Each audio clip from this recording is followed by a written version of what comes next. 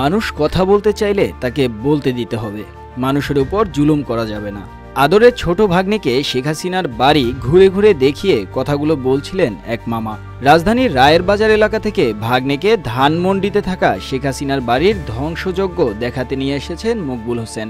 একটু দেখতে আসলাম কি অবস্থা, এখানে বাড়ি পয়সা জানতাম কিন্তু কখনো দেখতে আসেনি, তো যদিও কাছে থাকে যে আসলে ভবিষ্যৎ প্রজন্মরা এটা একটা স্মৃতি ওদের জন্য দেখবে, মনে রাখবে আর কি। যে কেউ যদি অন্যায় করে বা ষড়যন্ত্র বা স্বৈরাচারী নীতি ধারণ করে তাহলে অবশ্যই তার পরিণতি তো একটু ভয়াবহ খারাপ হয়, কিন্তু সব ক্ষেত্রে অন্যায় করলে একটু খারাপ হবে। শেখ হাসিনার বাড়ি দেখলাম একদম ঠিক কাজই করছে, যে খারাপ কাজ করলে খারাপ ফলই হয়। আমি শেখ হাসিনার বিচার চাই। অনেক মানুষকে হত্যা করছে, অনেক মুসলমানকে হত্যা করছে। এক সময়ের ক্ষমতার প্রতীক বর্তমানে ঐতিহাসিক এক পতনের সাক্ষী। দর্শক, বর্তমানে আমি দাঁড়িয়ে রয়েছি শেখ হাসিনার সেই ঐতিহাসিক বাড়ি ধানমন্ডির 5 নম্বর রোডের সুধা সদনে।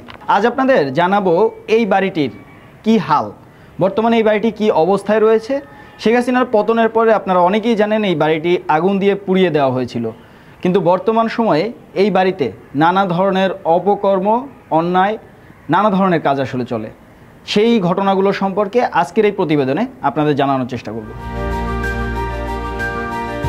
সুধা সদনে প্রবেশ করতেই ভেতরে ঢুকে দেখা গেল সেখানে ভাঙা কাজগুলো কুড়িয়ে বস্তায় ভরছেন কয়েকজন। তাদের দাবি এগুলো সব জনগণের সম্পদ। শেখ হাসিনার প্রতি ছিন্নমূল এই মানুষদের ক্রোধের ছাপও বেশ স্পষ্ট। ভাই আমরা এই যে কটা কাজ ভাঙা পাইছি, গ্লাস মেলাস ভাঙা না, আমি কোনো সময় আসি নাই, এই আজকেই প্রথম আমি ঢুকছি। এই জায়গায় যা যেমনে বাচ্চা লয়ে যাচ্ছে গা, আমি যে লচ্ছি কাশ মাছ লচ্ছি ভাই, হ্যাঁ এখন বিক্রি করবো, এটা আমাদের সম্পদ ভাই। আমাদের টেকাইতে তো তাই নিতে হয়েছে গা, সবার টেকাই তো ভাই, জনগণের টেকাইতে তো নিতে হয়েছে। এখানে নানানজন নানান কিছু নাকি খুলে নিতে আছে নিজের মনে করিয়া, মানে নারী নিয়ে থাকে।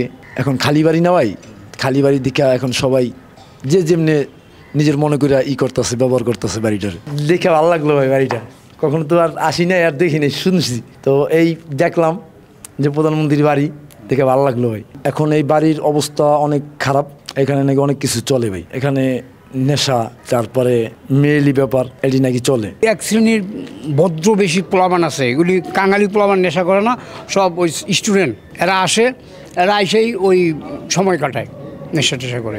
8 জন 10 জন 15 জন আসে, আইসা পুরা বাড়ি ঘুরে ঘুরে দেখে চলে যায়। ধানমন্ডি 32-এর শেখ মুজিবুর রহমানের বাড়ি গুড়িয়ে দেওয়ার পর গত 5ই ফেব্রুয়ারি রাতে সুধা সদনে আগুন দেওয়া হয়। তবে এই বাড়িটির মালামাল, আসবাবপত্র সহ মূল্যবান অনেক জিনিসপত্র 5 আগস্টের পরপরই লুটপাট হয় বলে জানা যায়। বর্তমানে বাড়িটির দেয়াল জুড়ে জনতার নানা ক্ষোভ আর প্রতিবাদের কথা লেখা রয়েছে। বাড়িটির ভেতরের প্রতি ইঞ্চি জায়গা জুড়ে জনগণের ক্ষোভ আর প্রতিবাদের ছাপ এখনো বেশ স্পষ্ট। বছর দুয়েক আগেও এই বাড়িটির সাথে জড়িয়ে ছিল দেশের সর্বোচ্চ প্রভাবশালী ব্যক্তি শেখ হাসিনার নাম। প্রায়শই রাজনৈতিক কিংবা পারিবারিক আড্ডায় জমে উঠত এই বাড়িটির কক্ষগুলো। বর্তমানে এই বাড়িটির প্রতিটি দেয়াল, প্রতিটি কক্ষ যেন চিৎকার করে বলছে শিক্ষা নাও। ফ্যাসিবাদের তকমা নিয়ে পতন ঘটেছে শেখ হাসিনার। সেই শেখ হাসিনার রাজনৈতিক ক্যারিয়ার বেশ দীর্ঘ এবং বেশ জাঁকজমকপূর্ণ ছিল। বর্তমানে যারা রাজনীতি করছেন 5 আগস্টের সেই পতনের ঘটনা থেকে কতটা শিক্ষা নেবেন সেটা আসলে তারাই জানেন। সুধা সদন বর্তমানে মাদকসেবী এবং ছিন্নমূলদের দখলে বলে জানান বেশ কয়েকজন। ভবনটির ভেতরেও মাদকের নানা আলামত ছড়িয়ে ছিটিয়ে রয়েছে। এছাড়াও নারী কেন্দ্রিক নানা অপরাধের অভয়ারণ্যেও পরিণত হয়েছে একসময়ের প্রতাপশালী নেতা শেখ হাসিনার এই বাড়ি। শেখ হাসিনার মতো এত দীর্ঘ এবং পাকাপোক্ত ক্ষমতার স্বাদ পায়নি বাংলাদেশের কোনো শাসক। শেখ হাসিনার এমন পরিণতি একসময় ছিল ভাবনা চিন্তার বাইরে, কিন্তু বর্তমানে দিনের আলোর মতোই পরিষ্কার এবং সত্য শেখ হাসিনার এই নির্মম পরিণতি। পতনের এই নিদর্শনকে নিজ চোখে দেখার জন্য দূর দূরান্ত থেকে আসেন অনেকেই। এটা শেখ হাসিনার বাড়ি, সবকিছু ভাঙা। বাচ্চারা খাইতে আইসে, এখন একটু লাঞ্চ টাইম, এই জন্য ঘুরতে আসছে, এদিকে আসলাম হাঁটতে হাঁটতে। দেখার ইচ্ছা ছিল? একটু দেখার ইচ্ছা ছিল, আসলাম। আসে দেখলাম যে কি শুনলাম যেটা ভাঙিয়া ফেলছে, তো ঘুরতে আসলাম, দেখি কি অবস্থা।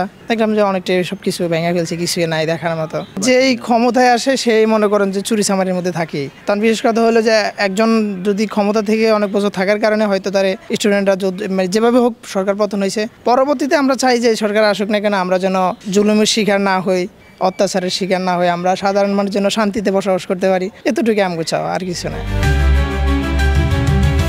শেখ হাসিনার প্রিয় বাড়ি সুধা সদন বর্তমানে মাদকসেবী এবং ছিন্নমূল মানুষদের একটি আড্ডার জায়গা। ভবিষ্যতে যারা ক্ষমতায় আসবেন, যারা ক্ষমতায় আসার স্বপ্নে বিভোর রয়েছেন, তাদের জন্য এই বাড়িটি একটি এখন উদাহরণ। যদি ক্ষমতা জনতার সেবার জন্য না হয়ে সেটি নির্যাতনের হাতিয়ার হয়, তাহলে এ ধরনের পরিণতি হওয়া সময়ের ব্যাপার মাত্র। রাজধানীর ধানমন্ডি এলাকা থেকে এতক্ষণ আপনাদের সাথে যুক্ত ছিলাম আমি মুস্তাফিজ আবির।